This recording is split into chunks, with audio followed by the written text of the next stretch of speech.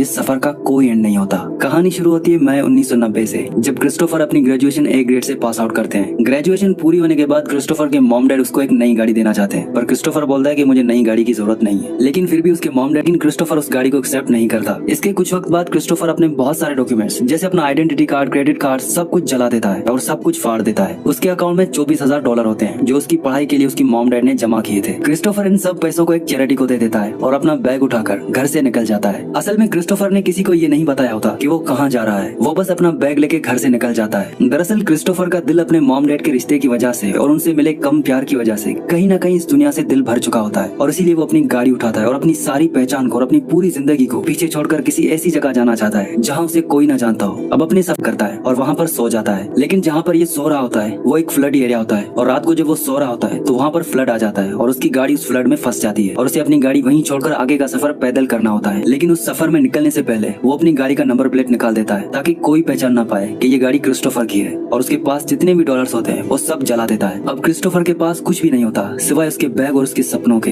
अगले सीन में ये दिखाते हैं कि क्रिस्टोफर अब लिफ्ट मांगकर आगे का सफर पूरा करता है क्योंकि उसके पास ना गाड़ी और ना पैसे। उसका जहाँ मन करता है वहाँ सो जाता है, मानो उसने इस पूरी दुनिया को अपना घर समझ लिया है और अब उसने अपना नाम भी बदल लिया है। उसका नया नाम है अलेक्जेंडर सुपरट्रेन। अब इसी सफर के दौरान उसकी एक कपल से मुलाकात होती है। इनका नाम है रेनी और जैन। ये क्रिस्टोफर को जो अब अलेक्जेंडर बन चुका है उसे अपनी गाड़ी में लिफ्ट दे देते हैं। अब एक जगह ये खाना खा रहे होते हैं, तब जैन उसे बोलती है कि हम भी तुम्हारी तरह हैं, बस फर्क ये है कि तुम पैदल सफर करते हो और हम गाड़ी से। इसके बाद क्रिस्टोफर कुछ दिन इन्हीं के साथ रहता है। एक दिन रेनी उसे बताता है कि जैन और मेरे बीच में रिश्ते अच्छे नहीं है। असल में वो अपने पास्ट से निकल नहीं पा रही होती, मतलब कि जैन का जो पहले बॉयफ्रेंड था उसने इसे छोड़ दिया था और इसीलिए आज भी ये उस गम में रहती है। आगे वो उसे बताता है कि जब तुम हमें मिले थे तब भी हमारे बीच में लड़ाई झगड़ा हो रहा था, लेकिन मैं जैन से बहुत प्यार करता हूँ। क्रिस्टोफर बोलता है कि कुछ लोग तो अपने आप को प्यार के लायक ही नहीं समझते हैं और रेनी क्रिस्टोफर को बोलता है अरे वाह तुम तो बड़े समझदार हो, तुम कोई बाबा वगैरह तो नहीं हो। क्रिस्टोफर उसे बोलता है कि बालों में से तो तुम लगते हो क्योंकि तुम्हारे बाल बहुत लंबे हैं। अब क्रिस्टोफर जब इनके साथ रहता है तो इन दोनों के रिश्ते में बहुत सुधार आता है, लेकिन क्रिस्टोफर को आगे जाना होता है। वो अलास्का जाना चाहता है और इसीलिए वो इन दोनों को छोड़कर अपने आगे के सफर के लिए निकल जाता है। अभी तक वो नॉर्दर्न कैलिफोर्निया में था और उसके बाद वो पहुंच जाता है ईस्टर्न साउथ डकोटा और उसे घर से निकले हुए आज 2 महीने हो चुके हैं। इसके बाद क्रिस्टोफर की मुलाकात होती है वेन वेस्ट्रोबर्ग से, जिसके पास बहुत बड़े खेतों का कॉन्ट्रैक्ट होता है और क्रिस्टोफर यहाँ पर काम करता है। वो बड़ी बड़ी मशीनों से फसल काटता है और गोदाम में काम करता है, लेकिन वो अपनी लाइफ की जर्नी को एंजॉय कर रहा होता है क्योंकि वो जो भी कर रहा होता है वो अपनी मर्जी से कर रहा होता है। और यहीं पर वो वेस्टरबर्ग से एक गन की डिमांड करता है क्योंकि उसे अलास्का के जंगल जाना होता है। उसे अपनी सेफ्टी के लिए और शिकार के लिए गन की जरूरत है। वेस्टरबर्ग उसे गन दिला देता है। इसके बाद वेस्टरबर्ग को किसी वजह से पुलिस पकड़ लेती है और क्रिस्टोफर का वहाँ तक का भी सफर खत्म हो जाता है और यहाँ से वो आगे निकल जाता है। अब क्रिस्टोफर डिसाइड करता है कि वो कोलोराडो झील को पार करेगा, लेकिन उस झील को पार करने के लिए परमिशन की जरूरत होती है जो क्रिस्टोफर के पास नहीं होती और वो परमिशन लेने के लिए जाता है, लेकिन उसे परमिशन नहीं मिलती। वो बोलते हैं कि तुम अपना नाम वेटिंग लिस्ट में लिखवा दो और जब तुम्हारा नंबर आएगा तब तुम जा सकते हो। अब जब क्रिस्टोफर वेटिंग लिस्ट देखता है तो उसका नंबर 12 साल बाद होता है। वो कहता है कि 12 साल इंतजार करना पड़ेगा सिर्फ झील पार करने के लिए। इसके बाद क्रिस्टोफर बिना परमिशन के झील में कूद जाता है अपनी बोट के साथ और जब वो आगे जाता है तो उसे एक कपल मिलता है। वो उसे बताते हैं कि तुम इस झील के सहारे मैक्सिको भी जा सकते हो। तभी वहाँ से पीछे पुलिस आ जाती है जो उसे पकड़ना चाहती है, लेकिन क्रिस्टोफर वहाँ से निकल जाता है और वो उस झील के सहारे सीधा मैक्सिको पहुँच जाता है। लेकिन मैक्सिको पहुँचने से पहले उसने रास्ते में बहुत वक्त बिताया होता है। अब सफर में उसे एक गुफा मिलती है और उस गुफा में वो 36 दिनों तक रहता है और वहाँ रहकर वो नेचर को बहुत करीब से देखता है। इसके बाद वो दोबारा शहर पहुँच जाता है और शहर पहुँचने के बाद उसे घुटन होना शुरू हो जाती है और वो शहर छोड़कर दोबारा अपने आगे के सफर में निकल जाता है। इस बार वो ज्यादा से ज्यादा ट्रेनों में ट्रैवल करता है, लेकिन उसके पास पैसे नहीं होते तो इसलिए वो माल गाड़ी का सहारा लेता है। लेकिन एक बार उसे रेलवे पुलिस पकड़ लेती है और बहुत मारती है और उसके बाद क्रिस्टोफर दोबारा लिफ्ट मांगना शुरू कर देता है। अब आगे सफर तय करते हुए वो स्लेव सिटी पहुंच जाता है और यहाँ पर इसकी मुलाकात होती है जैन और रेनी से और ये वही कपल होता है जो उसे घर से निकलने के बाद पहली बार मिला था। क्रिस्टोफर की एक और लड़की से मुलाकात होती है। इस लड़की का नाम ट्रेसी होता है और ट्रेसी क्रिस्टोफर को बहुत पसंद करती है, लेकिन क्रिस्टोफर उस पर ज्यादा इंटरेस्ट नहीं दिखाता, जिसकी 2 वजूहत होती है। एक तो उसकी एज बहुत कम होती है और दूसरा क्रिस्टोफर को अपने आगे के सफर में निकलना है, मतलब कि उसे अलास्का जाना है और यही उसका मेन गोल होता है। अब कुछ वक्त वहाँ रहने के बाद वो अपने अलास्का के सफर के लिए निकल जाता है और वो सफर के दौरान सेल्टन सिटी में अपना कैंप लगाता है। कैंप में 2 हफ्ते रहने के बाद वहाँ पर उसकी मुलाकात एक बूढ़े आदमी से होती है जिसका नाम रॉन फ्रेंड्स होता है। रॉन फ्रेंड्स एक रिटायर आर्मी ऑफिसर है, लेकिन अब वो लेदर कंपनी में काम करते हैं। इस आदमी को क्रिस्टोफर काफी इंटरेस्टिंग और बहुत अच्छा लगता है। रॉन फ्रेंड्स उसे बताता है कि एक कार एक्सीडेंट में उसकी पूरी फैमिली गुजर गई थी। यहाँ पर वो क्रिस्टोफर को लेदर का काम भी सिखाता है और लेदर का काम सीखने के बाद क्रिस्टोफर अपने लिए एक बेल्ट बनाता है जिसमें वो अपनी पूरी जर्नी की डिटेल्स को मेंशन करता है। अब क्रिस्टोफर यहाँ पर 2 महीने रहने के बाद डिसाइड करता है कि वो फाइनली अलास्का जाएगा, क्योंकि अलास्का अब यहाँ से बहुत दूर नहीं है। लेकिन रॉन फ्रेंड्स नहीं चाहता कि क्रिस्टोफर आगे जाए। वो उसे बोलता है कि तुम यहीं रुक जाओ और मेरे पोते बन जाओ। क्रिस्टोफर बोलता है कि मैं इस बात की इज्जत करता हूँ, लेकिन मुझे अलास्का जाना होगा। जब मैं अलास्का से वापस लौटूंगा तब हम इस बारे में बात करेंगे। और ये कहने के बाद वो वहाँ से चला जाता है। वहाँ से आगे निकलने के बाद एक आदमी उसे लिफ्ट देता है और उसको अलास्का के बॉर्डर तक छोड़ देता है और जाने से पहले वो उसे अपने शूज भी देता है जो बहुत लंबे होते हैं। वो बोलता है कि इससे तुम्हारे पैर गीले नहीं होंगे। अब क्रिस्टोफर वहाँ पहुँच गया है जहाँ वो पहुँचना चाहता था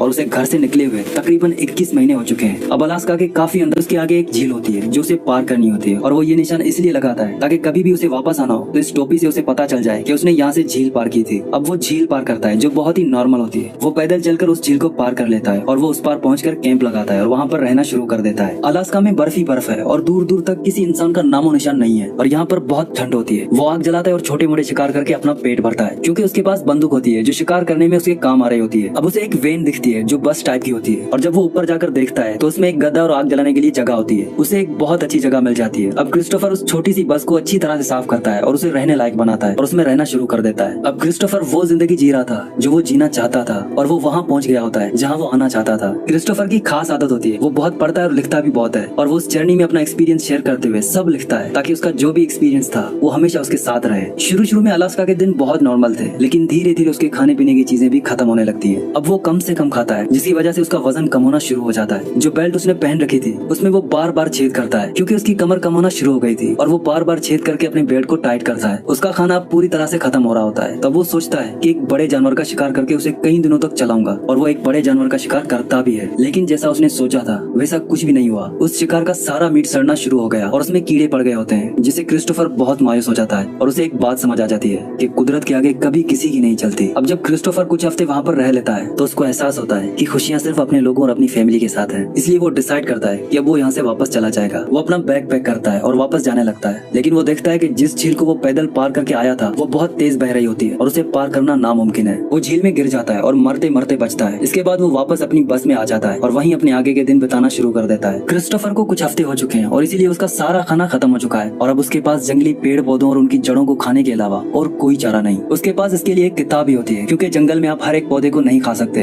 अब वो अपने लिए खाना अरेंज करना शुरू करता है और उसे एक पौधे में कंफ्यूजन हो जाती है। वो होता है व्हाइट पोटैटो और व्हाइट स्वीट पी। दरअसल वो व्हाइट स्वीट पी की जगह वो व्हाइट पोटैटो खा लेता है जिससे उसकी बॉडी में पॉइजन फैल जाता है। उसकी बॉडी पहले ही कमजोर थी और अब पॉइजन वाला पौधा लेने के बाद उसके अंदर इतनी हिम्मत भी नहीं है कि वो अपने लिए खाना अरेंज कर सके। क्रिस्टोफर को अलास्का में पूरे 100 दिन हो गए हैं। वो जो चाहता था वो उसने कर लिया लेकिन अब वो बहुत कमजोर है और पॉइजन की वजह से धीरे धीरे मर रहा है और अपनी जिंदगी के आखिरी दिनों में वो एक थॉट लिखता है, happiness only real when shared. और जब क्रिस्टोफर को एहसास होता है कि ये उसकी जिंदगी का आखिरी वक्त है तो वो अपने स्लीपिंग बैग के अंदर लेट जाता है और उस दुनिया के लिए एक नोट लिख जाता है जिसमें लिखा होता है, I have had a happy life and think the Lord good bye and may God bless all. और 6 सितंबर 1992 में क्रिस्टोफर की मौत हो जाती है। इस कहानी से हमें ये सीखने को मिलता है कि जिंदगी हमें अपनी मर्जी से जरूर जीनी चाहिए लेकिन अपनों के बिना जिंदगी जिंदगी नहीं होती। अपने लोग गलतियां करते हैं लेकिन इंसान ही गलतियां करता है और ये इंसान का फर्ज है कि वो दूसरे इंसान की गलतियों को भी माफ करे। असल में क्रिस्टोफर का मूवी में जो आखिरी नोट दिखाया गया था वो अलग नोट दिखाया गया था लेकिन असल में उसने ये नोट लिखा था, मुझे आपकी मदद चाहिए, मैं जख्मी हूँ और मौत के करीब हूँ और इतना कमजोर हूँ कि हाइक करके भी नहीं जा सकता। मैं अकेला हूँ, ये मजाक नहीं है। खुदा के नाम पर मेहरबानी करके मुझे बचाने के लिए रुकिए। मैं फल इकट्ठा करने गया हूँ और शाम तक वापस आऊंगा। Thank you. ये उसका आखिरी नोट था और उसी के